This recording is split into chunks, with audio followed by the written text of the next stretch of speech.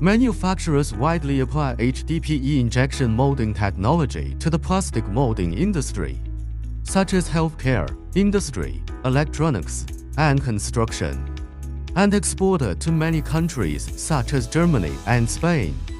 The main principle is to inject melted thermoplastic particles or powders into the mold cavity under high pressure and solidify them into shape. HDPE has gradually become one of the most common and commonly used materials in injection molding processes.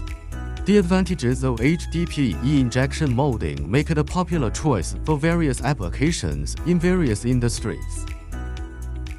HDPE is a linear polymer with a high degree of crystallinity, which contributes to its exceptional strength, rigidity, and resistance to chemicals and moisture.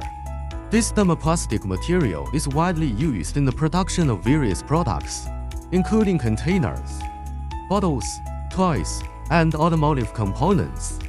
Manufacturers can utilize HDPE injection molding to produce various products, with complex shapes and designs, meeting different product requirements. The main principle of injection molding is to melt thermoplastic materials and inject them into the mold cavity under high pressure.